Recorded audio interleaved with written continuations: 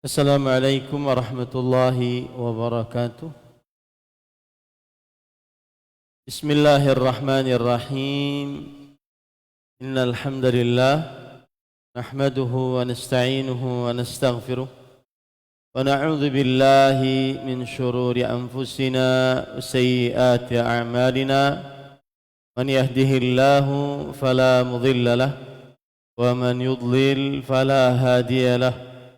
وأشهد أن لا إله إلا الله وحده لا شريك له وأشهد أن محمدا عبده ورسوله يا أيها الذين آمنوا اتقوا الله حق تقاته ولا تموتن إلا وأنتم مسلمون يا أيها الناس اتقوا ربكم الذي خلقكم من نفس واحدة وخلق منها زوجها وبث منهما رجالا كثيرا ونساء واتقوا الله الذي تساءلون به والأرحام إن الله كان عليكم رقيبا يا أيها الذين آمنوا اتقوا الله وقولوا قولا سديدا يصلح لكم أعمالكم ويغفر لكم ذنوبكم ومن يطع الله ورسوله فقد فاز فوزا عظيما أما بعد فإن أصدق الحديث كتاب الله وأحسن الهدي هدي محمد صلى الله عليه وعلى آله وسلم وشر الأمور محدثاتها وكل محدثة بدعة wa kulla bid'atin dhalalah wa kulla dhalalatin finnar. Alhamdulillah, kita bersyukur pada Allah Subhanahu wa taala pada hari ini, hari Selasa malam Rabu 2 Muharram 1445 Hijriah, bertepatan dengan 9 Juli 2024. Kita dimudahkan oleh Allah Subhanahu wa taala untuk kembali duduk bersama di dalam Masjid Al-Faruq, Kabupaten Banjar, Kalimantan Selatan, dalam sebuah program kajian rutin membaca kitab Al-Khulasah Al-Bahiyah fi Tertib Ahdath As-Sirah Nabawiyah yang ditulis oleh Fadilat Syekh Wahid bin Abdussalam bin Bali hafizahullah. Salawat dan salam semoga selalu Allah berikan kepada Nabi kita Muhammad sallallahu alaihi wa ala alihi wasallam, pada keluarga beliau, para sahabat, serta orang-orang yang mengikuti beliau sampai hari kiamat kelak. Dengan nama-nama Allah yang husna dan sifat-sifat yang ulia, kita berdoa, Allahumma inna nas'aluka ilman nafi'an wa rizqan tayyiban wa amalan mutaqabbala, Allahumma amin.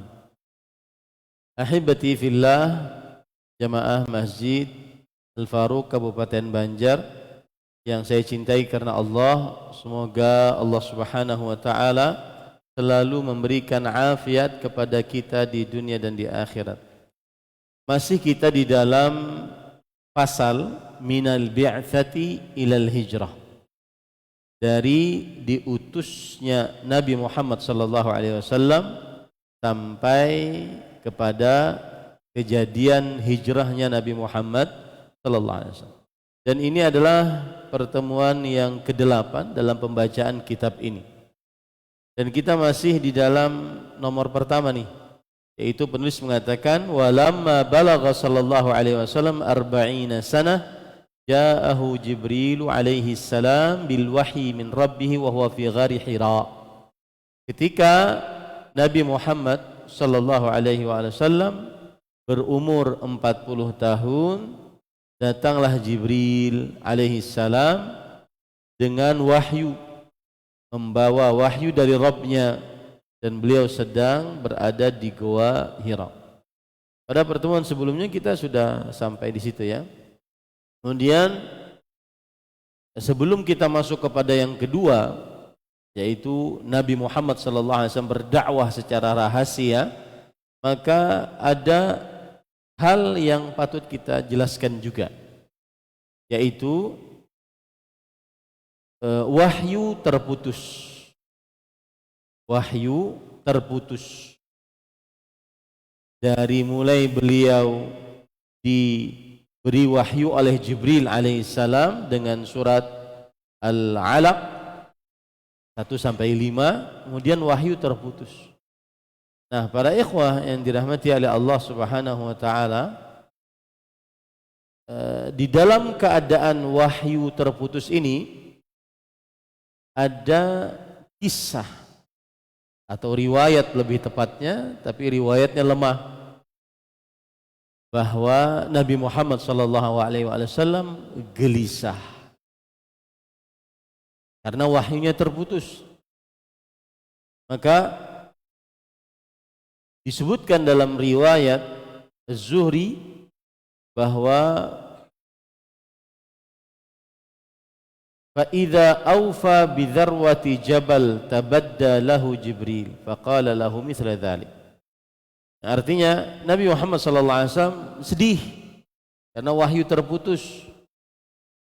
Kemudian beliau senantiasa ghada minhu miraran kay yataradda min ru'usi syawahiqil jibal. Dalam kisah ini beliau pergi ke puncak gunung agar ada niatan ingin meluncat apa bahasa Indonesia? Melompat, menjatuhkan diri dari atas gunung.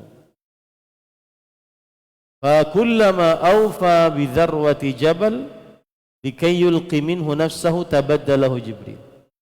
Setiap kali ingin melompat dari puncak gunung agar menghempaskan dirinya, maka Jibril alaihissalam datang dan berkata, "Ya Muhammad, innaka Rasulullahi haqqan." Wahai Muhammad sallallahu alaihi wasallam, sesungguhnya engkau adalah Rasulullah yang sebenarnya. Fa yaskunu lidzalika ja'shuhu wa taqarru nafsuhu fayarja.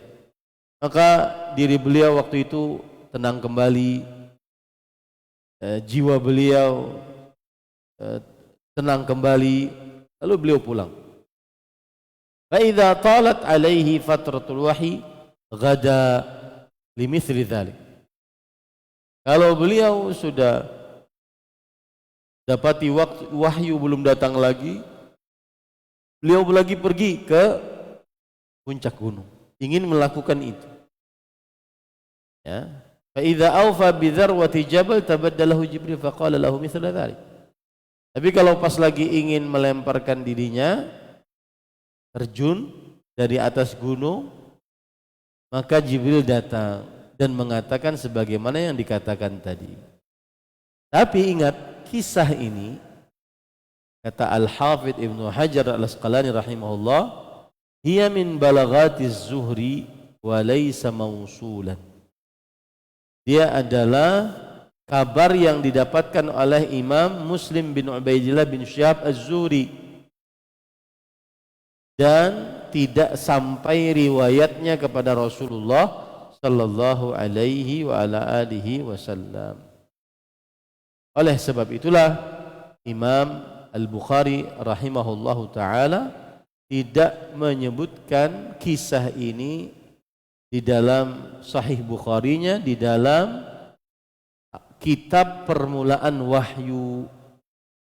Kitab permulaan wahyu. Ini menunjukkan bahwa ini kisah adalah kisah yang lemah. Saya sebutkan kisah ini agar nanti jangan heran kalau ada yang menyebutkannya bahwa Nabi pernah mencoba bunuh diri gara-gara apa? Wahyu terputus. Tapi ini adalah kisah yang lemah. Kemudian berapa lama terputusnya wahyu? Dari mulai beliau mendapatkan wahyu sampai nanti mendapatkan wahyu lagi. Maka Abdullah bin Abbas radhiyallahu anhuma, sahabat Nabi, beliau mengatakan annaha kanat ayyaman, bahwa dia hanya beberapa hari saja. Terputusnya wahyu itu hanya beberapa hari saja. Adapun riwayat yang tersebar dan bahkan masyhur bahwa terputusnya wahyu itu sekitar 2,5 tahun sampai 3 tahun, maka ini tidak sahih menurut para ahli hadis dari seluruh riwayatnya yang ada. Ya, dari seluruh riwayatnya yang ada, sebagaimana dijelaskan oleh Syekh Al-Mubarakfuri dalam kitabnya Ar-Rahiqul Makhtum. Itu riwayat adalah riwayat yang lemah. Terputusnya wahyu hanya beberapa hari saja. Kemudian para ikhwan yang dirahmati oleh Allah, lalu kita baca apa yang disebutkan oleh penulis. Yang kedua, dhalla yad'u ila Allah sirran 3 sanawat. Lalu beliau mulai berdakwah kepada Allah dengan rahasia selama 3 tahun. Kapan itu beliau mulai berdakwah secara rahasia? Ketika beliau mendapatkan wahyu yang kedua. Wahyu yang kedua, yaitu para ikhwah yang dirahmati oleh Allah Subhanahu wa taala, disebutkan dalam hadis riwayat Bukhari dari Imam Ibnu Syihab Az-Zuhri dengan sanadnya sampai kepada Jabir bin Abdullah Al-Ansari. Jabir bin Abdullah Al-Ansari meriwayatkan tentang Nabi Muhammad sallallahu alaihi wasallam mendapatkan wahyu setelah terputusnya wahyu. Bainama ana amshi idh sami'tu sautan minas sama' farafa'tu ra'si. Kata Rasul sallallahu alaihi wasallam, ketika aku berjalan lalu aku mendengar suara dari langit, maka aku pun mengangkat kepalaku. Fa idzal malak alladhi ja'ani bi Hira jalisun ala kursiyyin bainas sama'i wal ardh. Ternyata ada malaikat yang pernah datangi aku saat aku di gua Hira. Dia duduk di atas kursi antara langit dan bumi. Subhanallah. Fara'ibtu minhu, maka aku pun takut darinya. Faraja'tu faqultu zammiluni zammiluni. Lalu aku pulang dan aku berkata kepada Khadijah, zammiluni zammiluni. Wahai kalian, selimuti aku, selimuti aku. Nah, di sini ada faedah bahwa kita sebagai laki-laki, salah satu sifat yang baik adalah menghormati istri. Lihat di sini Rasul sallallahu alaihi wasallam berkata kepada Khadijah, satu orang.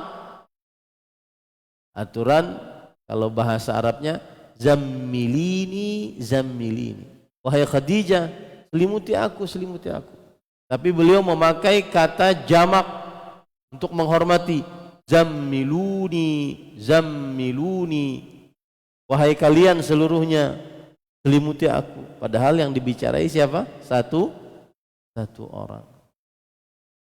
Nah, di sini para ulama mengatakan itu akhlaknya seorang suami yang baik, menghormati istrinya. Begitu juga Nabi Musa alaihissalam. Allah Subhanahu wa taala berfirman, "Falamma qada Musal ajala fasara bi ahlihi." Yang artinya Dan ketika Nabi Musa alaihi salam telah menyelesaikan ajal, yaitu batasan waktu, dan beliau berjalan dengan keluarganya, istrinya maksudnya. Anasa min janibit tur, dilihatnya lah api di lereng gunung. Naran, ada api di lereng gunung. Qala li ahlim kuthu inni anastu nara la'alli atikum minha bi khabar aw dzadwatin minan nar la'allakum tastalun. Kata Musa kepada istrinya satu, tunggulah di sini, sesungguhnya aku melihat api, mudah-mudahan aku dapat membawa suatu berita kepada kalian dari tempat api itu, atau membawa sesuluh api agar kalian dapat menghangatkan badan. Nah, para ulama mengatakan umkuthu. Nabi Musa mengatakan kepada istrinya, diamlah kalian seluruhnya, padahal istrinya cuma satu. Nah, ini menunjukkan bagaimana penghormatan suami kepada istrinya. Kalau di kita itu bapian lawan bini, ya, bahasa yang santun kepada istri. Lihat Nabi Musa, umkuthu, artinya diam kalian seluruhnya di sini, padahal yang dibicarai cuma satu, istrinya. Di sini para ulama mengatakan, di antaranya Imam Al-Qurtubi, bahwa ini adalah akhlak para nabi, yaitu memuliakan istri, menghormati istri. Itu akhlaknya para nabi alaihi wassalatu wassalam. Nah, zammiluni, selimuti aku. Maka Khadijah radhiyallahu anha menyelimutinya. Fa anzalallahu alaihi, maka turunlah Al-Quran, ya ayyuhal muddaththir, wahai orang yang berselimut, qum. Nah, di sini mulai dakwahnya. Qum fa anzir, bangunlah dan berilah peringatan. Makanya para ulama rahimahumullahu taala mengatakan Nabi Muhammad SAW nubbi'a bi'iqra wa ursila bil muddaththir. Beliau diangkat menjadi nabi dengan surat Iqra. Iqra bismi rabbikal ladzi khalaq, surat Al-Alaq. Dan beliau diangkat menjadi rasul dengan surat Al-Muddaththir. Ya, nubbi'a bi'iqra wa ursila bil muddaththir, sampai kepada ayat yang kelima, ya ayyuhal muzammil, ya ayyuhal muddaththir qum fa anzir wa rabbaka fakabbir wa thiyabaka fatahhir war rujza fahjur. Ya, war rujza fahjur. Para ikhwah yang dirahmati oleh Allah Subhanahu wa taala, setelah turun wahyu ini, maka fatataba'al wahyu, turunlah banyak wahyu setelah itu. Nah, para ikhwah, kenapa ada futur al-wahyi? Kenapa ada terputusnya wahyu? Maka para ulama rahimahumullahu taala, di antaranya Al-Hafidz Ibnu Hajar Al-Asqalani mengatakan agar hilang rasa takut Rasulullah sallallahu alaihi wa ala alihi wasallam. Satu. Yang kedua, agar tercipta rasa ingin kembali mendapatkan wahyu. At-tasyawuq ilal aud, yaitu rasa ingin kembali mendapatkan wahyu. Sehingga beliau benar-benar sudah siap dirinya untuk dapat wahyu. Makanya ada terputusnya wahyu. Kemudian juga faedah yang lain, yang ketiga adalah kenapa ada terputusnya? Berarti menunjukkan bahwa wahyu itu memang khusus milik siapa? Allah. Allah berbuat sekehendaknya. Allah kasih wahyu, Allah tidak kasih wahyu, Allah tahan wahyu, Allah memberi wahyu. Itu khusus milik Allah Subhanahu wa ta'ala. Kemudian para ikhwan yang dirahmati oleh Allah Subhanahu wa ta'ala, faedah menarik juga adalah ada perbedaan wahyu antara wahyu kenabian dengan wahyu kerasulan. Tujuannya apa? Memberikan pelajaran kepada kita bahwa segala sesuatu harus dengan tadarruj, perlahan-lahan. Ya. Memulai ingin taat kepada Allah, maka perlahan-lahan. Memulai ingin semangat kembali beribadah, perlahan-lahan. Memulai dakwah, perlahan-lahan. Ya. Ini pelajaran yang menarik dari kenapa ada wahyu khusus untuk kenabian dan wahyu khusus untuk kerasulan. Kemudian para ikhwan yang dirahmati oleh Allah Subhanahu wa ta'ala, qum fa'anzir wa rabbaka fakabbir wa thiyabaka fatahhir war rujza fahjur.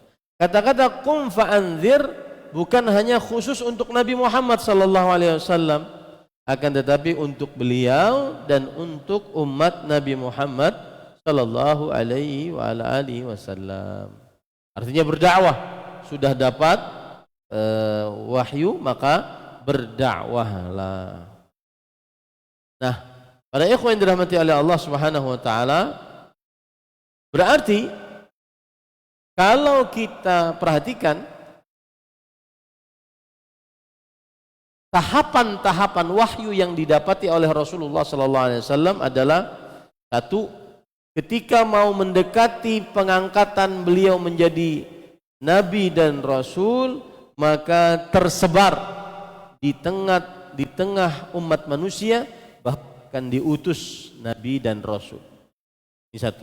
Yang kedua, ketika sudah dekat ingin mendapatkan wahyu kenabian, beliau disukakan untuk bertahanus, untuk berdiam diri, mengasingkan diri di Gua Hira.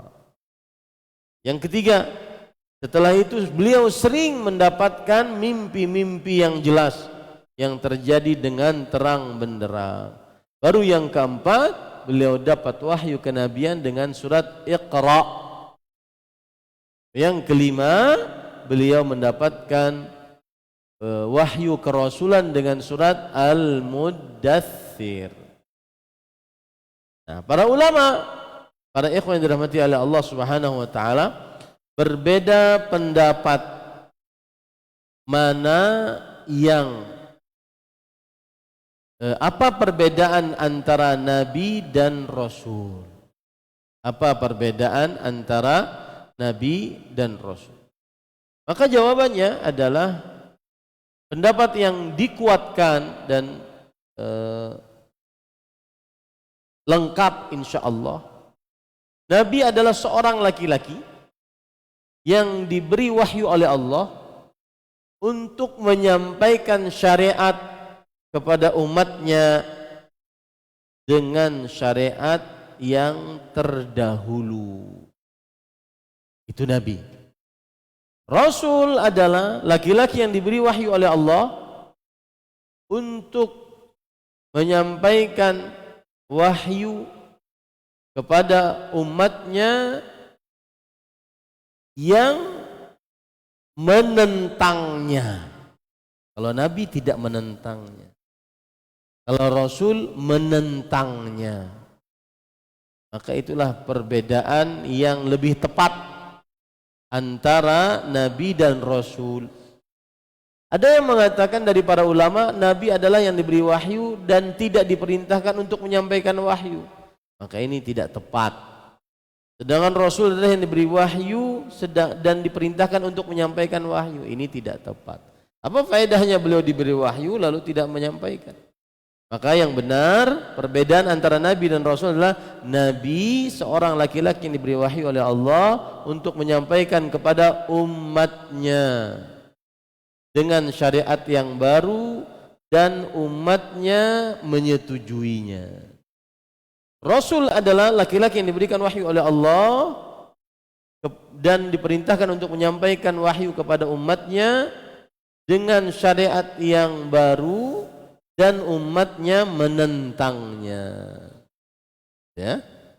Dan hampir seluruh nabi model-modelnya sama.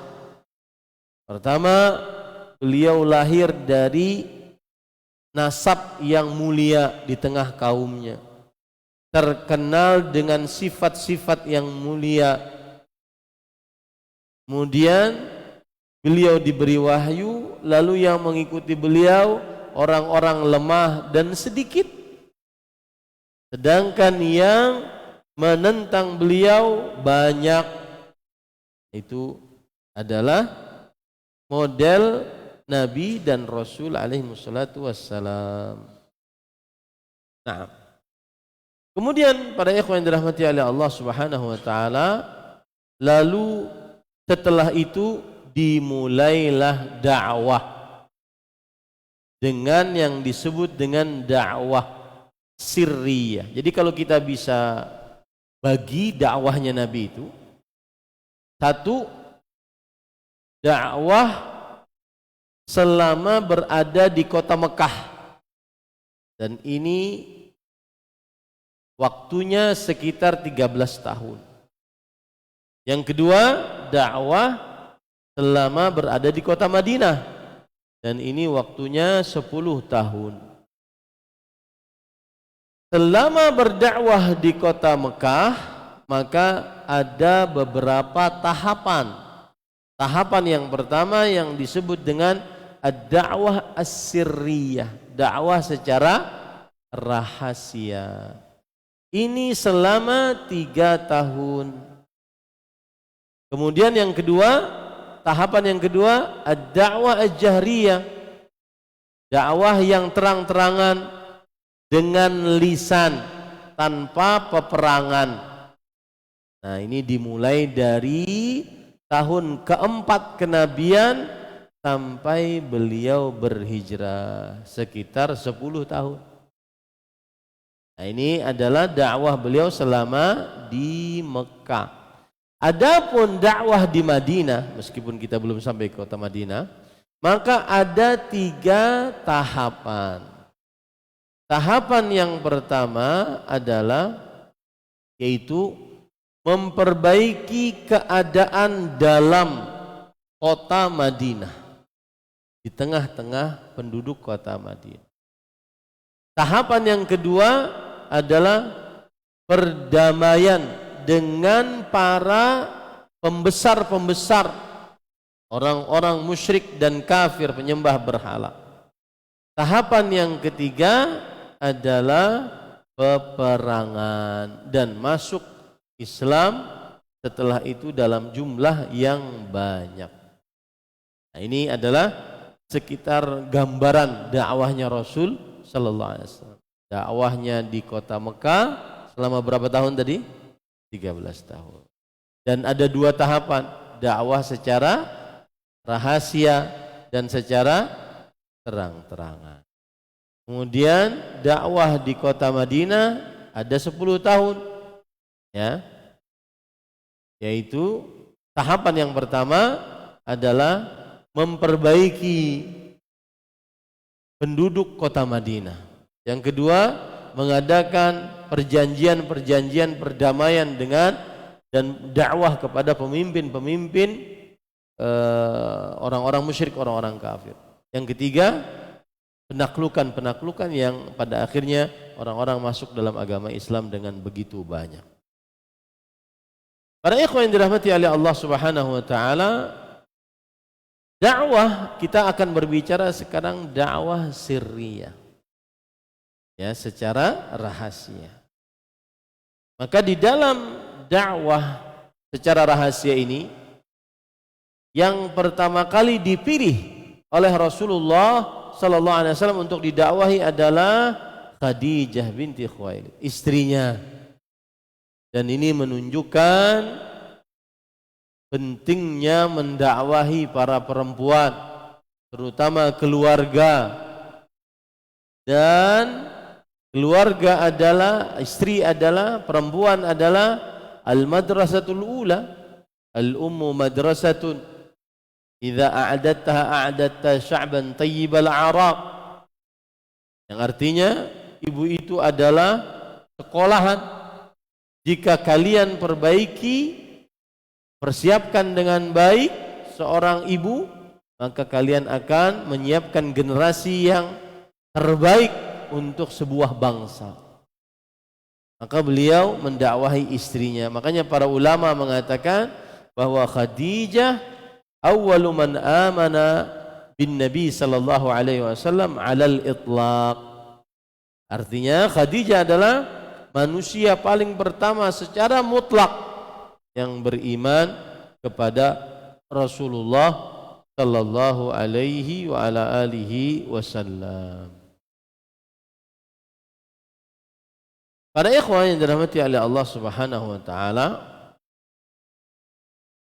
kemudian sekali lagi tentang Khadijah radhiyallahu anha, bahwa di sini letak pentingnya perempuan.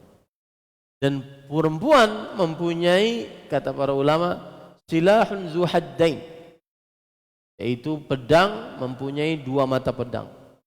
Jika digunakan untuk kebaikan akan baik, jika digunakan untuk keburukan akan buruk.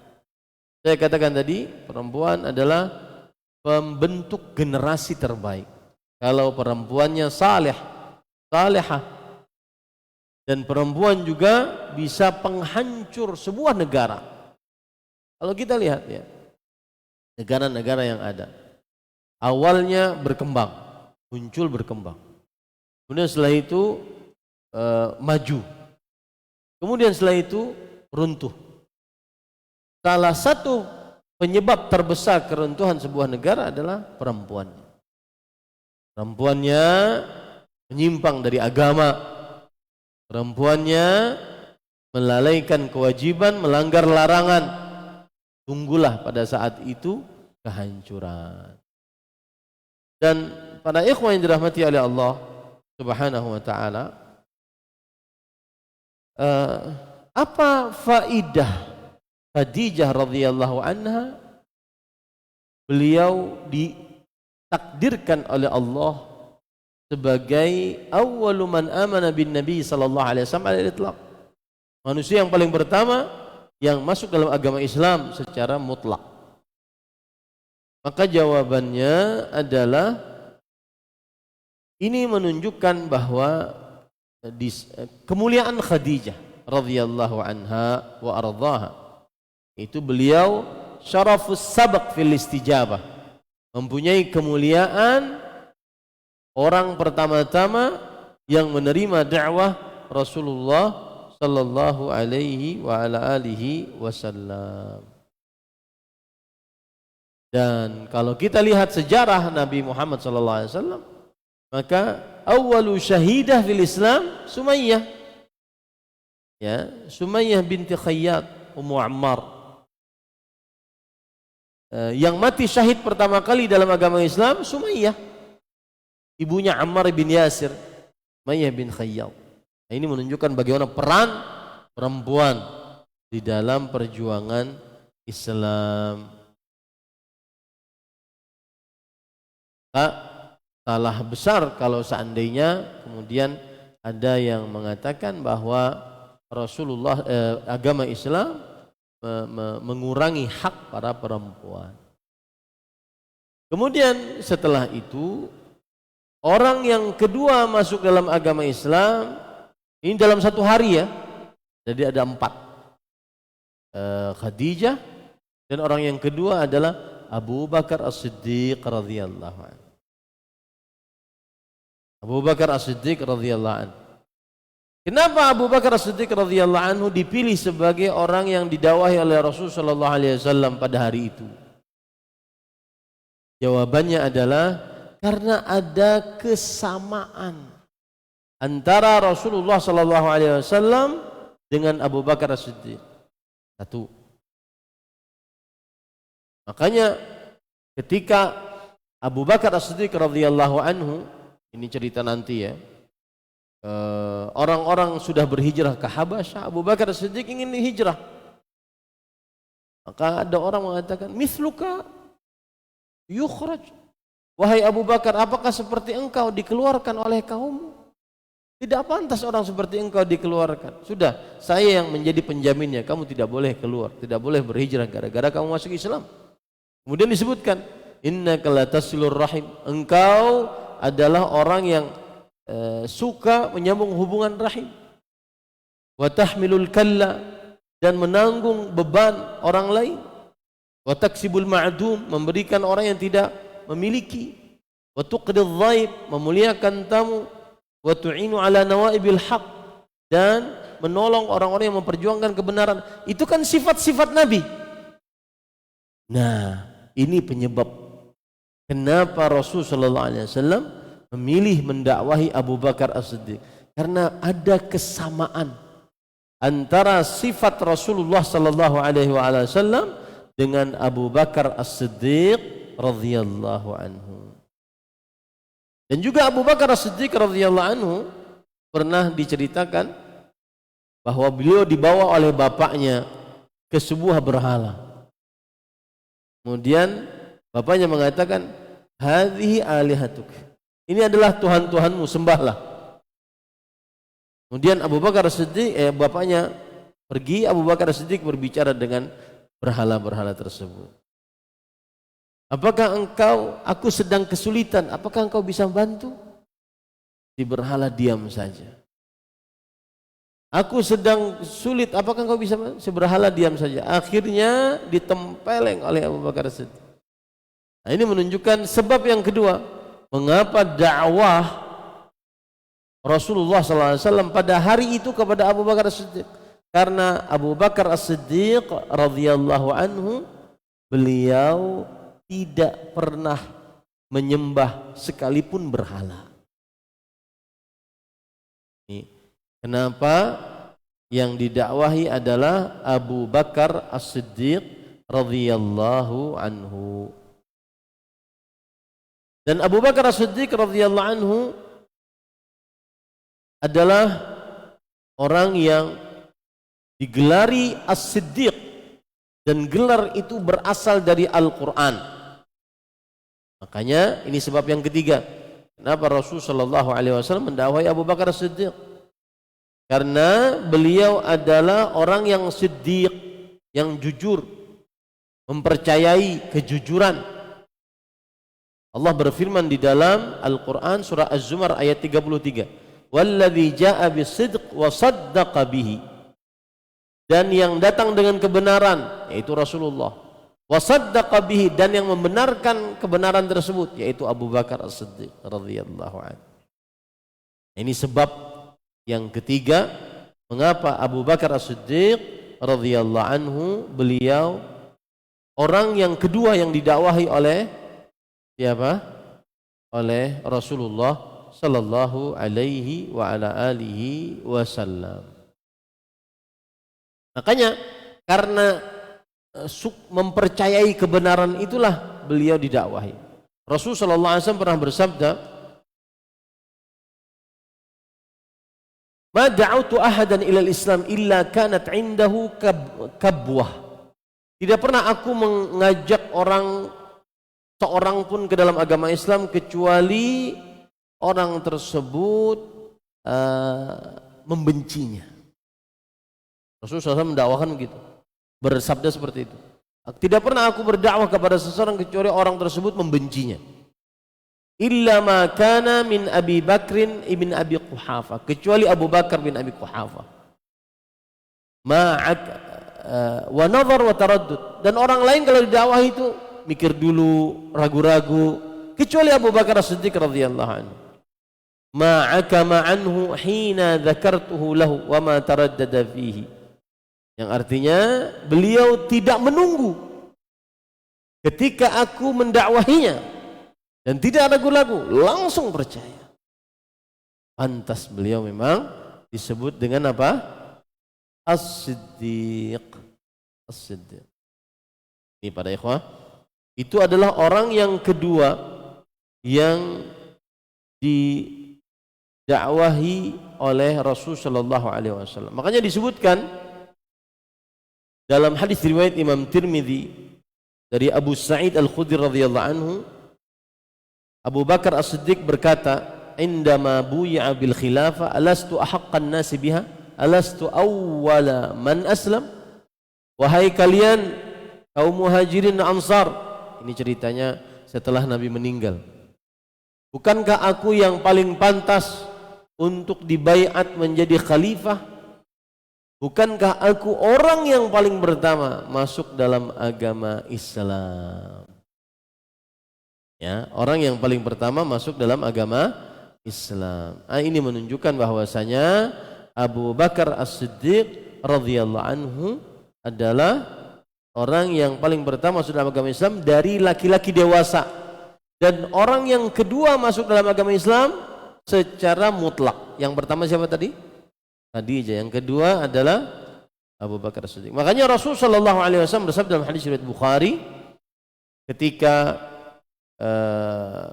beliau bersabda, "Innallaha ba'atsani ilaikum." Sesungguhnya Allah mengutusku kepada kalian. Faqultum kadzabta. Tapi kalian membalas, engkau telah berdusta. Sedangkan Abu Bakar As-Siddiq berkata, "Sadaqa." Engkau benar. Wa wasani binafsihi wa malih. Dan Abu Bakar As-Siddiq radhiyallahu anhu, beliau menolongku dengan nyawanya dan hartanya. Fahal antum tariku li sahibi? Apakah kalian meninggalkan temanku, sahabatku? Beliau ulangi itu 2 kali. Ini menunjukkan bahwa Abu Bakar As-Siddiq radhiyallahu anhu, beliau orang yang kedua yang masuk dalam agama Islam dan orang pertama dari laki-laki dewasa. Nah, silakan azan dulu.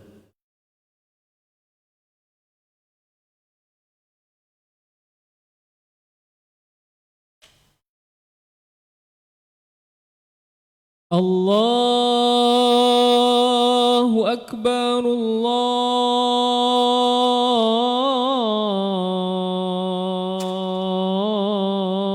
Allahu Akbar,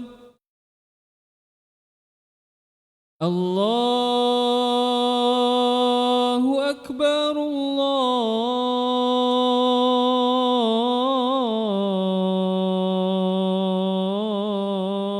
Allahu Akbar.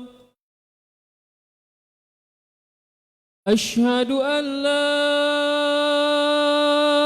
ilaha illallah. Asyhadu an la ilaha illallah.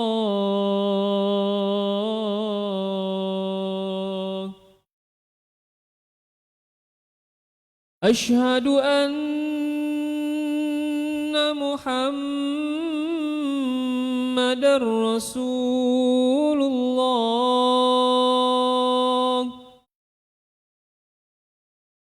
Asyhadu anna Muhammadar Rasulullah. Hayya 'alas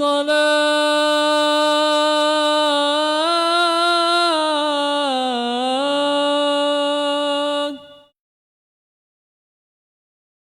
Hayya 'alas salat.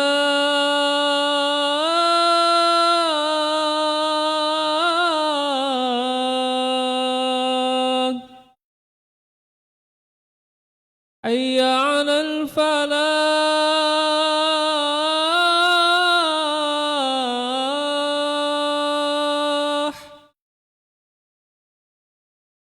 حي على الفلاح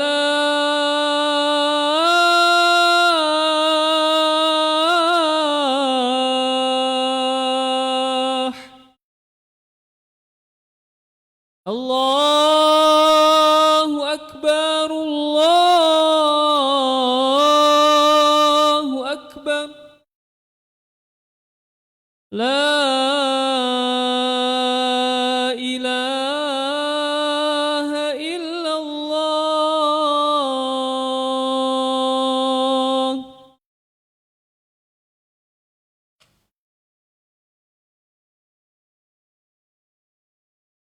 Baik, para ikhwah yang dirahmati oleh Allah, ada sebagian ulama yang mengatakan bahwa orang kedua yang masuk dalam agama Islam adalah Waraqah bin Naufal. Waraqah bin Naufal. Yang mana ketika Rasul sallallahu alaihi wasallam dapat wahyu pertama kali, maka Khadijah radhiyallahu anha membawa kepada anak paman beliau, yaitu Waraqah bin Naufal. Ya, Waraqah bin Naufal. Ada yang mengatakan begitu. Di antaranya Imam Ibnu Qayyim Al-Jauziyah rahimahullah.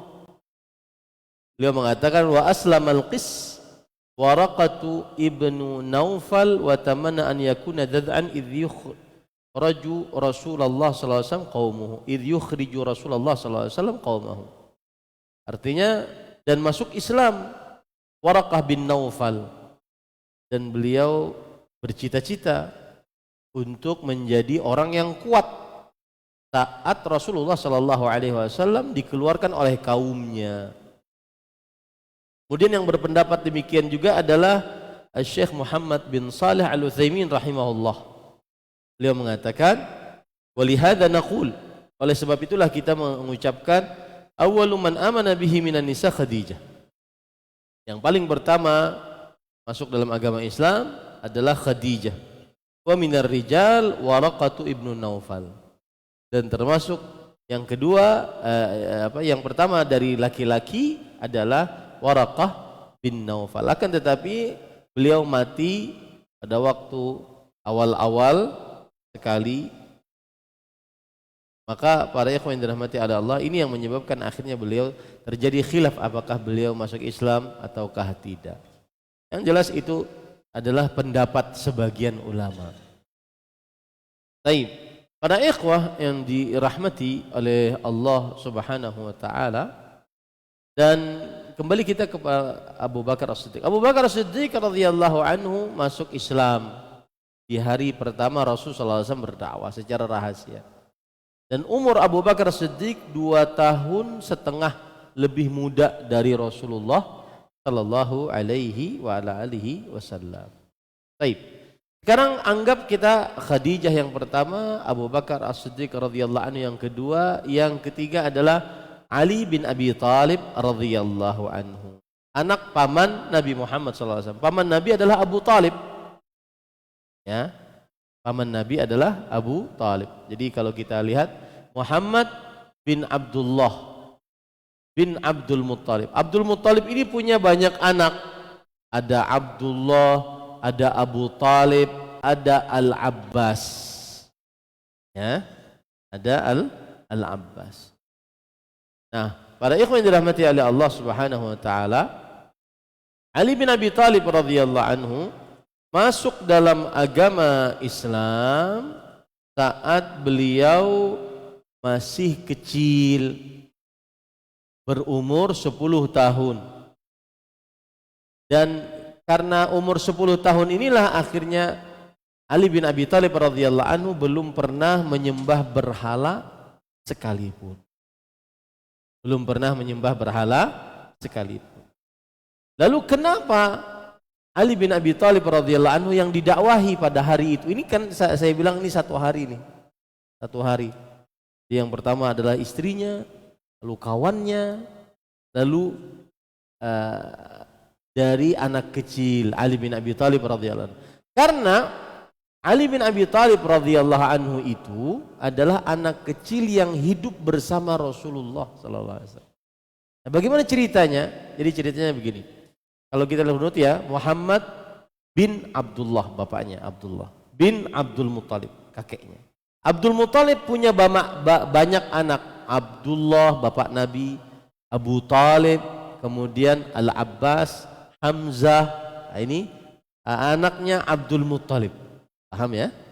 Nah, Abu Talib ini banyak anak dan miskin.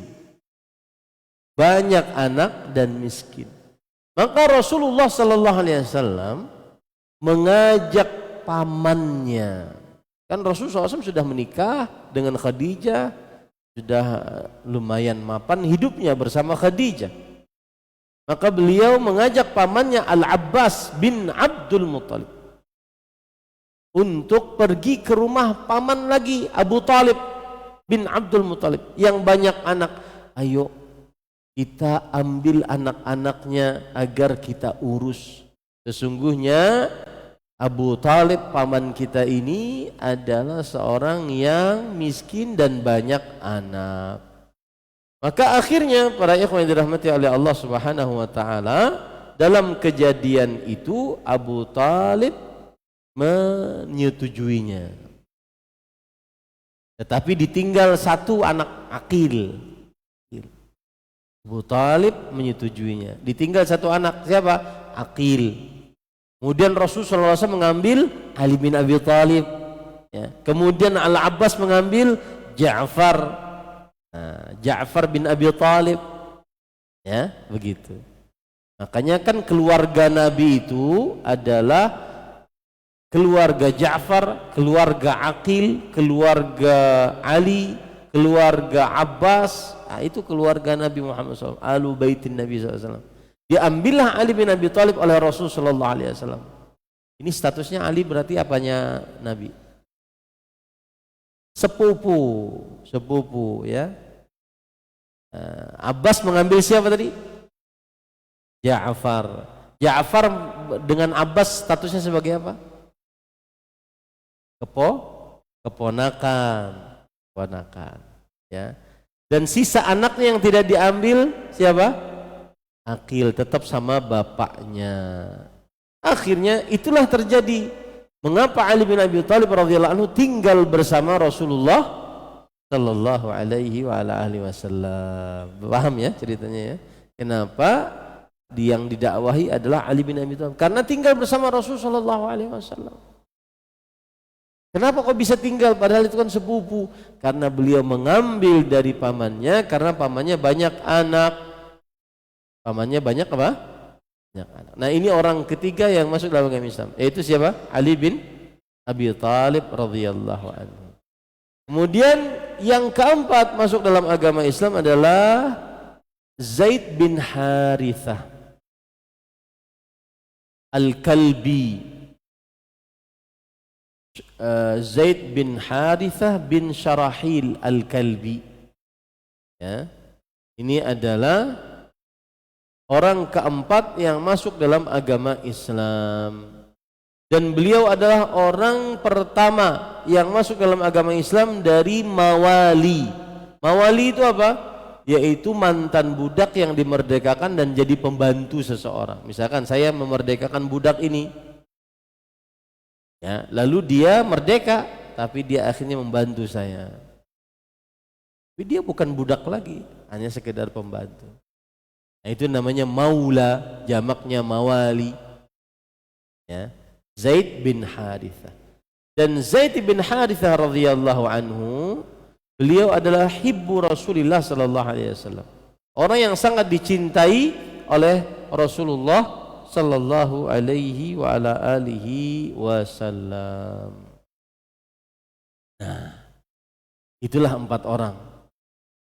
Khadijah, Abu Bakar, Ali bin Abi Thalib, Zaid bin Harithah bin Syarahil Al-Kalbi. Nah, yang menarik, hari itu juga Abu Bakar As-Siddiq berdakwah dan dapat 6 orang langsung. 6 orang ini pemimpin-pemimpin dalam agama Islam. Makanya para ikhwah, Utsman bin Affan itu bagaimana ibadahnya, kedermawanannya, ahli perangnya, itu adalah hasanah min hasanati Abi Bakrin As-Siddiq radhiyallahu anhu. Dia adalah jasa dari Abu Bakar As-Siddiq radhiyallahu anhu setelah petunjuk dari Allah masuk dalam agama Islam. Siapa yang masuk dalam agama Islam? 6 orang dari yang masuk dalam agama Islam. Yang pertama adalah Utsman bin Affan radhiyallahu anhu, Amirul Mukminin, khalifah yang ketiga, dan beliau ini adalah sihru Rasulullah, menantu Rasulullah sallallahu alaihi wasallam, menikahi 2 anak perempuan Rasul sallallahu alaihi wasallam. Kemudian beliau orang yang berhijrah 2 kali ke Habasyah dan ke Madinah. Beliau menikahi 2 anak perempuan Rasul SAW, Ruqayyah dan Ummu Kulthum. Dan beliau mempunyai gelar Dzunnurain, salah seorang yang dijamin masuk surga dari 10 orang yang dijamin masuk surganya Allah Subhanahu wa taala. Ada yang mengatakan bahwasanya beliau terbunuh pada hari Jumat tanggal 18 dari bulan Dzulhijjah setelah sholat asar tahun 35 Hijriah, dan dikuburkan hari Sabtu antara maghrib dan isya. Umur beliau ketika terbunuh 82 tahun. 82 tahun. Nah, lihat bagaimana perjuangan dan sedekahnya Utsman bin Affan. Tapi itu semua jasanya siapa?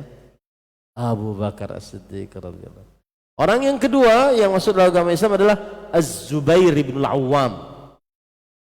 Az-Zubair bin Al-Awwam, beliau adalah hawari, yaitu pembela Rasulullah sallallahu alaihi wasallam, ibnu ammati Rasulullah sallallahu alaihi wasallam. Ini juga sepupu Rasulullah SAW, tapi anak dari bibi beliau, Safiyah binti Abdul Muttalib. Safiyah binti Abdul Muttalib. Muhammad bin Abdullah bin Abdul Muttalib. Abdul Muttalib banyak anak. Salah satu anak perempuannya adalah namanya siapa? Safiyah. Safiyah punya anak namanya Az-Zubair bin Al-Awwam. Dan beliau masuk Islam saat umur 15 tahun. Dan beliau termasuk salah seorang yang dijamin masuk surga dari 10 orang yang dijamin masuk surganya Allah Subhanahu wa taala. Beliau terbunuh di bulan Jumadil Ula tahun 33 Hijriah. Umur beliau waktu itu 64 tahun. 64 tahun. Yang membunuhnya adalah Amr ibn Jurmuz. Semoga Allah melaknatnya. Amr ibn Jurmuz. Zubair bin Al-Awwam. Yang ketiga Abdurrahman bin Auf Az-Zuhri, termasuk orang-orang yang pertama-tama masuk dalam agama Islam. Beliau 2 kali berhijrah ke negeri Habasyah, ke kota Madinah. Beliau ikut perang Badar, ikut perang Uhud dan seluruh peperangan. Wafat pada tahun 32 Hijriah. Dan umur beliau ketika wafat 75 dan dikuburkan di kuburan Baqi Al-Gharqad. Ini orang yang ketiga. Yang keempat Sa'ad bin Abi Waqqas. Allahu Akbar. Sa'ad bin Abi Waqqas, orang yang ketujuh masuk dalam agama Islam. Dan waktu masuk dalam agama Islam umur beliau 19 tahun. Dan beliau salah seorang yang dijamin masuk surga dari 10 orang yang dijamin masuk surga. Awwalu man rama bisaham fi sabilillah. Yang pertama kali memanah di jalan Allah Subhanahu wa taala. Dan Sa'ad bin Abi Waqqas mujabad da'wah, orang yang terkenal dikabulkan doanya oleh Allah Subhanahu wa taala. Dan beliau wafat di dekat kota Madinah. Lalu dibawa ke di Masjid Nabawi pada tahun 51 Hijriah. Dan umur beliau 83. Umur beliau 83. Kemudian yang terakhir, yang keenam, yang didakwahi oleh Abu Bakar Siddiq, Talhah bin Ubaidillah At-Taimi. Salah seorang yang dijamin masuk surga dari 10 orang yang dijamin masuk surga oleh Allah Subhanahu wa taala. Dan beliau adalah salah satu dari 6 orang yang merupakan ahli syura di zaman Umar bin Khattab. Umar bin Khattab ketika mau meninggal, beliau memilih 6 orang untuk menjadi ahli syura. Salah satunya adalah Talhah bin Ubaidillah agar menjadi pemimpin setelah beliau meninggal. Dan para ikhwan yang dirahmati oleh Allah Subhanahu wa taala, wafatkan oleh Allah Subhanahu wa taala, terbunuh pada peperangan Jamal pada tahun ke-10 Hijriah di bulan Jumadil Akhirah pada tanggal 10 Hijriah di bulan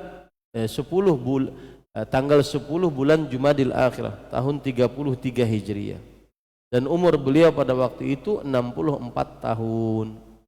64 tahun. Nah ini ya, para ikhwan yang dirahmati oleh Allah. Jadi 6 orang itu semuanya atas dakwahnya siapa? Abu Bakar As-Siddiq radhiyallahu anhu. Lalu kemudian setelah itu masuklah lagi umat Islam yang lain, di antaranya itu sudah 6 atau 5? Oh 5. Yang terakhir Amir bin Al-Jarrah Abu Ubaidah. Amir bin Al-Jarrah Abu Ubaidah Al-Jarrah. Salah seorang yang dijamin oleh Rasulullah SAW masuk dalam surga.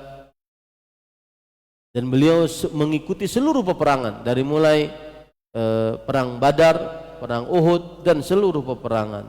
Dan beliau wafat karena kena penyakit ta'un Amwas tahun 18 Hijriah. Umur beliau pada waktu itu 58 tahun.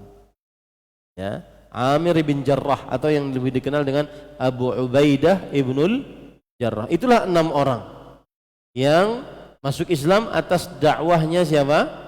Abu Bakar As-Siddiq radhiyallahu anhu. Nah, ini pelajaran bagi kita para ikhwah. Ya, bahwa tidak ada yang bisa menandingi jasanya Abu Bakar As-Siddiq radhiyallahu anhu. Manusia terbaik setelah para rasul, para nabi adalah Abu Bakar As-Siddiq radhiyallahu anhu. Kemudian ini pelajaran juga bagi kita, jangan pernah tidak ikut andil dalam dakwah dengan harta, dengan tenaga, dengan pikiran, dengan ucapan, tulisan. Apalagi di zaman sekarang, ikut andil dalam dakwah. Seperti ini anak-anak magang, ikut andil dalam dakwah.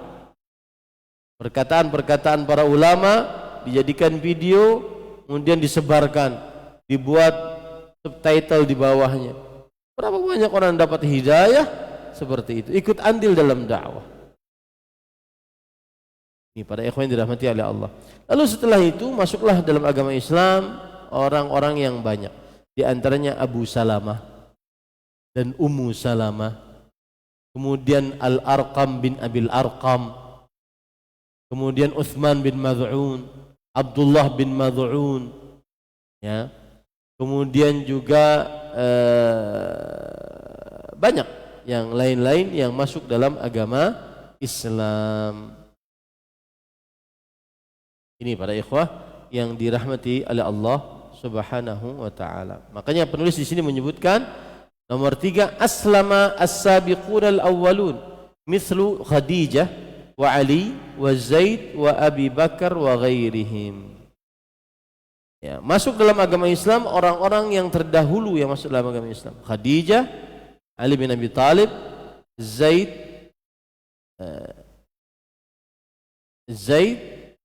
ibn Zaid siapa ini?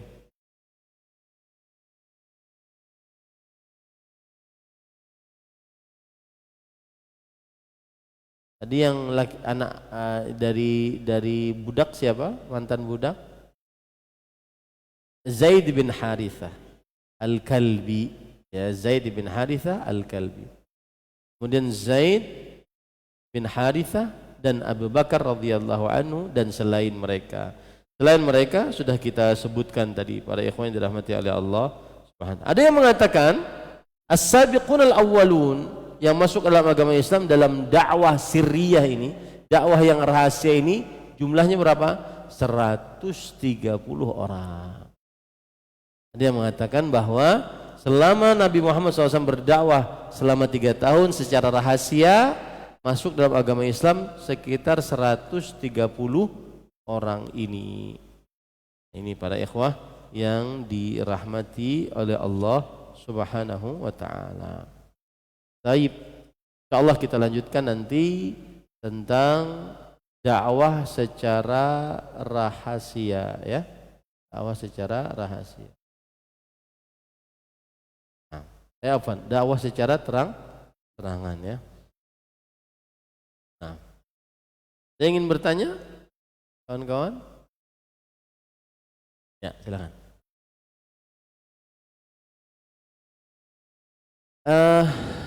Saya belum baca. Tapi nama beliau adalah nama beliau adalah Muhammad bin Uthman. Nama Abu Bakar As-Siddiq itu adalah Muhammad bin Uthman kalau tidak salah. Bentar ya.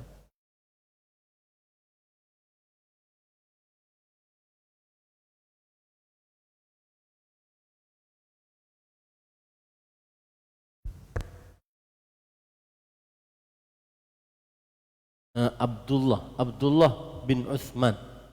Namanya adalah Abdullah bin Uthman bin Amir Al-Qurashi At-Taimi. Abdullah bin Uthman bin Amir Al-Qurashi At-Taimi. Adapun kenapa dikunyahi Abu Bakar, ini harus baca lagi. Wallahu a'lam. Baik, ada beberapa pertanyaan. Katanya dilarang keluar di waktu maghrib untuk berkeliaran. Bagaimana jika orang yang keluar di waktu maghrib tetapi untuk sholat berjamaah bagi laki-laki, atau keluar karena ada keperluan syar'i di waktu maghrib? Apakah larangan tersebut tetap berlaku? Yang dimaksud dengan larangan untuk keluar ya di waktu maghrib adalah ketika seseorang keluar sebelum waktu maghrib. Jadi menjelang-jelang waktu maghrib, ya, menjelang-jelang waktu maghrib. Nah, ini para ikhwan yang dirahmati oleh Allah Subhanahu wa taala. Dan juga yang dilarang itu adalah para anak kecil, ya, para anak kecil. Karena Rasulullah sallallahu alaihi wasallam bersabda dalam hadis riwayat Bukhari Muslim, "Idza kana junhul lail aw amsaytum fakuffu sibyanakum fa inna asyayatina tantashiru hina idzin fa idza dhahabat sa'atun minal lail fakhalluhum."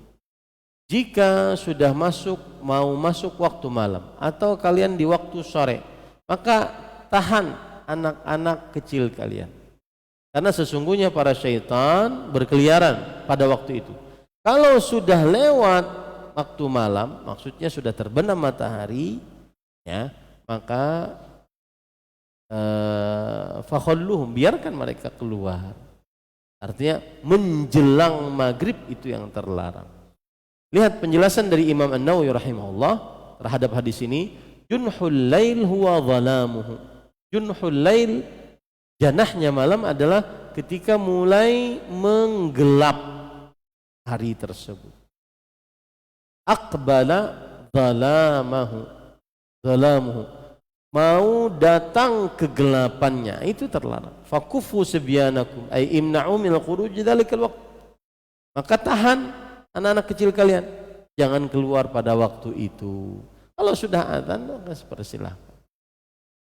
Ya, mau menjelangnya itu, ya, menjelangnya itu yang terlarang. Para ikhwan yang dirahmati oleh Allah Subhanahu wa taala. Ada lagi hadis riwayat Imam Muslim, la tursilu fawashiyakum wa sibyanakum idza ghabati syams hatta tadhhaba fahmatul isya fa inna syaitan tamba'ithu idza ghabati syams hatta tadhhaba fahmatul isya.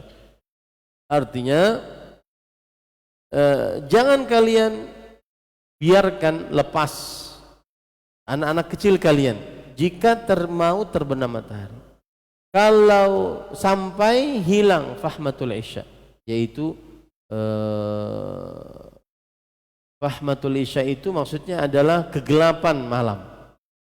Karena syaitan menyebar idza ghabatis syams, ya, tamba'ithu menyebar kalau sudah terbenam matahari sampai hilang kegelapan malamnya. Nah, ini para ikhwan yang dirahmati Allah, wallahu a'lam. Jadi yang terlarang adalah apa? Anak kecil, orang dewasa tidak. Dan jangan dengan hadis ini kemudian malas sholat maghrib berjamaah. Wallahu a'lam. Nah, apakah doa ini boleh dibaca saat sujud terakhir sholat wajib? Doa meminta panjang umur dan banyak harta. Allahumma akthir mali wa waladi wa barik li fima a'taitani. Para ikhwan yang dirahmati oleh Allah Subhanahu wa taala, memang ada hadis Nabi Muhammad sallallahu alaihi wasallam untuk memperbanyak doa saat sujud. Di antaranya adalah hadis dari Abdullah bin Abbas radhiyallahu anhuma. Beliau berkata, Rasul sallallahu alaihi wasallam bersabda, "Wa amma sujudu fajtahidu fid du'a." Adapun sujud, maka bersungguh-sungguhlah di dalam berdoa. Faqaminun an yustajaba lakum. Maka sangat diharapkan dikabulkan bagi kalian doa kalian. Sana ada hadis lagi riwayat Muslim, aqrabu ma yakunul 'abdu min rabbih wa huwa sajid fa aktsiru minad du'a. Yang artinya keadaan yang paling dekat seorang hamba dengan Rabb-nya adalah saat ia sujud, maka perbanyaklah berdoa. Nah, para ikhwan yang dirahmati oleh Allah Subhanahu wa taala, bolehkah kita dari hadis-hadis tadi kita sebutkan bahwa kita ambil pelajaran bahwa sangat dianjurkan untuk memperbanyak doa saat sujud. Nah, permasalahannya sekarang adalah apakah kita boleh berdoa sekehendak kita atau berdoa apa yang dibaca? Maka para ikhwah yang dirahmati oleh Allah Subhanahu wa taala, saya sering mengatakan kalau seandainya di dalam doa saat sujud itu yang paling utama adalah yang dibaca oleh Rasulullah sallallahu alaihi wasallam berupa zikir-zikir. Di antaranya ucapan subhana rabbiyal a'la. Kemudian itu sebagaimana dalam hadis riwayat Imam Ahmad. Kemudian ucapan subuhun quddusun rabbul malaikati war ruh, bagaimana dalam hadis riwayat Imam Muslim. Kemudian ucapan subhanakallahumma rabbana wa bihamdika allahumma ighfirli, bagaimana hadis riwayat Bukhari Muslim. Kemudian ucapan Allahumma laka sajadtu wa bika amantu wa laka aslamtu sajada wajhiya lilladzi khalaqahu wa sawwarahu wa syaqqa sam'ahu wa basarahu tabarakallahu ahsanul khaliqin, sebagaimana hadis riwayat Muslim. Itu zikir yang paling bagus dibaca saat sujud dan dianjurkan untuk memperbanyak doa. Dan doa yang paling bagus dibaca saat sujud adalah doa yang dibaca oleh Rasulullah sallallahu alaihi wasallam saat sujud, seperti Allahumma ighfirli dzambi kullahu diqqahu jillahu awwalahu wa akhirahu wa alaniyatahu wa sirrah, sebagaimana hadis riwayat Imam Muslim. Kemudian juga doa Allahumma ighfirli ma asrartu wa ma a'lantu, sebagaimana dalam hadis riwayat Imam An-Nasa'i dan Imam Ahmad. Kemudian juga doa Allahumma ij'al fi qalbi nura wa fi sam'i nuran wa fi basari nuran wa an yamini nuran wa an shimali nuran wa amami nuran wa khalfi nuran wa fawqi nuran wa tahti nuran waj'al li nuran, sebagaimana dalam hadis riwayat Imam Bukhari dan Muslim. Begitu juga doa Allahumma a'udzu biridhaka min sakhatik wa bi mu'afatika min 'uqubatik wa a'udzu bika mink la uhsi thana'an 'alaik kama anta athnaita ala nafsik, sebagaimana dalam hadis riwayat Imam Muslim. Nah, itu yang paling afdal untuk dibaca, zikirnya itu yang paling afdal, doanya tadi yang paling afdal untuk dibaca. Nah, timbul pertanyaan, bolehkah menambah dari doa-doa lain? Jawabannya boleh, terutama doa yang berasal dari Al-Quran atau hadis, sebagaimana disebutkan dalam pertanyaan tadi. Ya, sebagaimana disebutkan dalam pertanyaan tadi. Jadi intinya boleh membaca doa Allahumma aktsir mali wa waladi wa barik li fima a'taitani di dalam sujud, tetapi tidak boleh dilazimkan, dirutinkan, karena perutinan memerlukan dalil. Wallahu a'lam. 4. Pertanyaan yang ketiga ya. Matahari menjadi patokan dalam penentuan sholat dan berbuka puasa di waktu matahari tenggelam. Bagaimana bagi muslim yang tinggal di negara Norwegia, Kanada dan tetangganya, yang mana siangnya bisa mencapai 2-3 bulan dalam setahun? Bagaimana bagi saya dan keluarga jika ingin melakukan ibadah puasa dan sholat yang dimana muslim di sini tidak banyak? Jawabannya adalah, kalau seandainya di negara tersebut masih ada matahari terbit dan tenggelam, maka tetap mengikuti matahari terbit dan tenggelam, meskipun perbedaan waktunya sangat mencolok dengan negara-negara yang normal.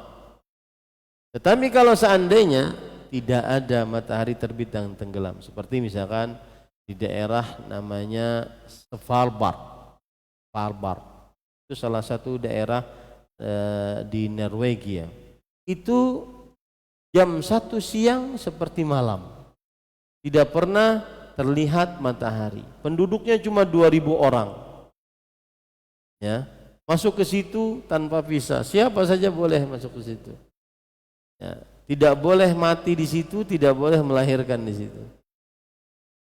Maka para ikhwan yang dirahmati Allah, yang seperti ini dia mengikuti negara yang paling dekat dengannya. Negara yang paling dekat dengannya. Wallahu a'lam. Pertanyaan selanjutnya, saya dan calon suami ada niatan buat ke jenjang serius. Nah, dia menitipkan uang ke saya untuk disimpan buat persiapan nanti. Nah, pas kita lagi berantem, aku inisiatif untuk memulangkan uangnya. Apakah dengan memulangkan uangnya sama dengan saya menolak dia? Innamal a'malu binniyat.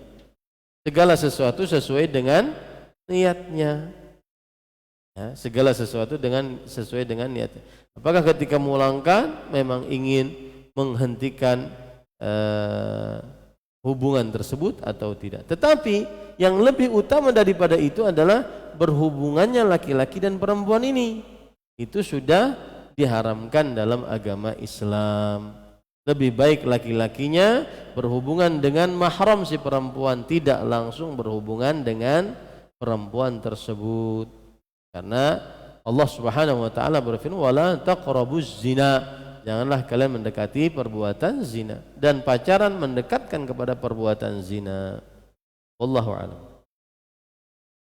Kalau misalnya kita sholat zuhur terus sadar niatnya salah tetapi sudah masuk asar, apakah wajib ulang lagi sholatnya? Terus niatnya bagaimana? Apa maksudnya niatnya salah?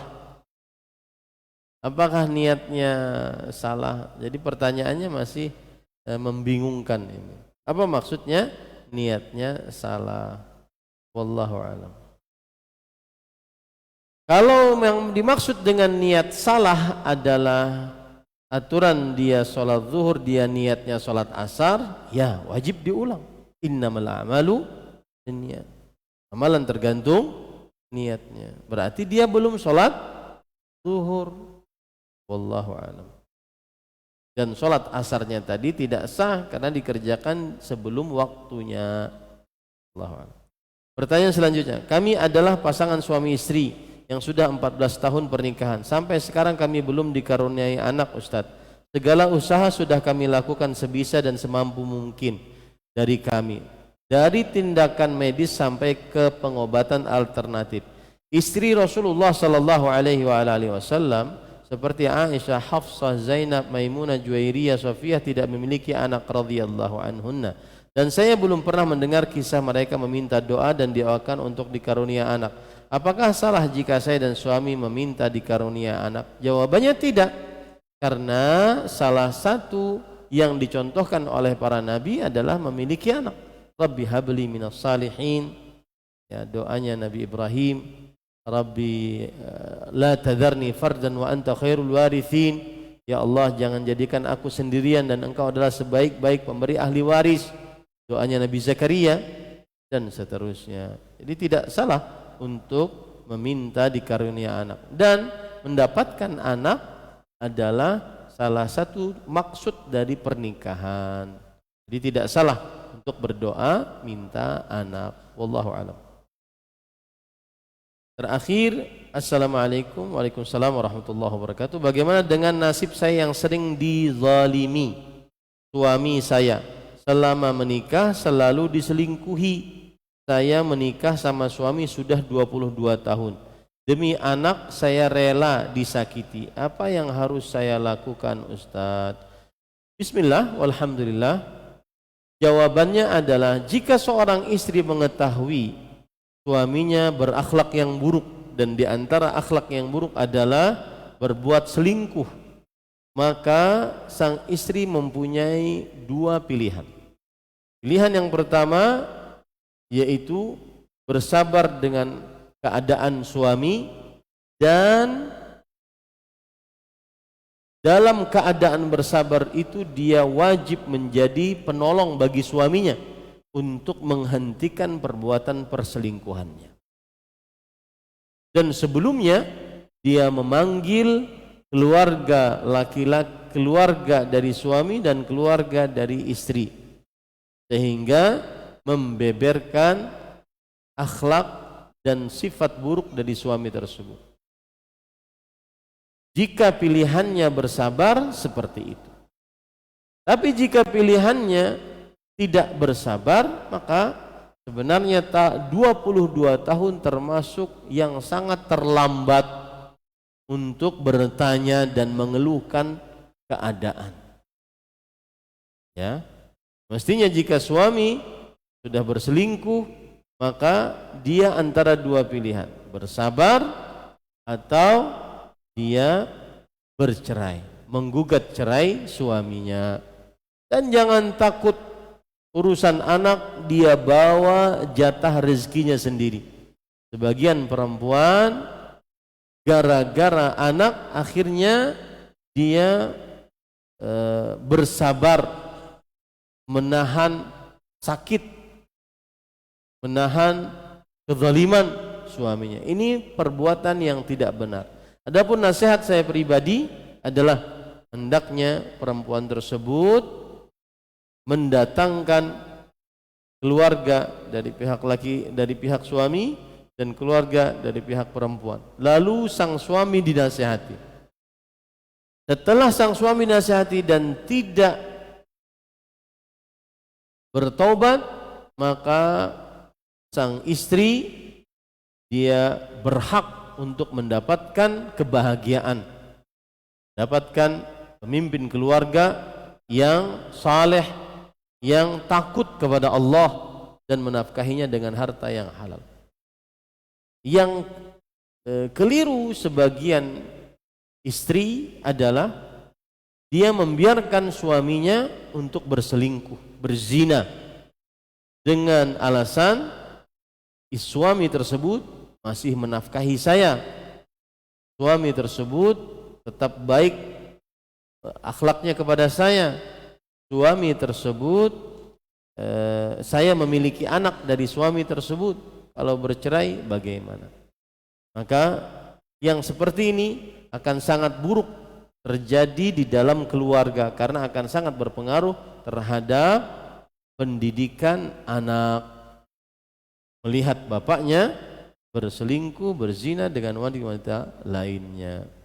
Maka saya nasihatkan, jika sudah mendatangkan dua keluarga besar, dinasihati dan tidak mau bertobat, maka pada saat itu gugat cerai. Baik yang sekarang-sekarang dari mulai awal sedari dini sudah ketahuan, ataupun yang sudah 22 tahun ini, karena tidak pantas laki-laki yang mempunyai akhlak yang buruk untuk dijadikan suami setelah dinasihati. Wallahu a'lam. Sallallahu nabiyana Muhammad walhamdulillahirabbil alamin. Wassalamualaikum warahmatullahi wabarakatuh. Ya, silakan.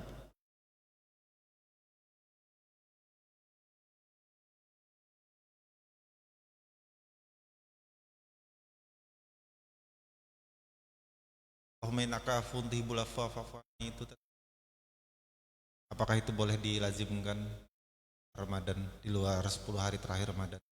Bismillah walhamdulillah. Maka jawabannya, dia boleh membacanya, tapi jangan dilazimkan pada waktu tertentu, tempat tertentu, sebab tertentu, jumlah bilangan tertentu, tata cara tertentu, atau sifat tertentu. Nah, itu tidak diperbolehkan. Dia boleh bacanya di luar Ramadan, tidak mengapa. Tapi jangan dilazimkan dengan 6 pelaziman tadi. Wallahu a'lam. Lagi? Cukup ya? Sallallahu nabiyana Muhammad walhamdulillahirabbil alamin. Subhanakallahumma bihamdika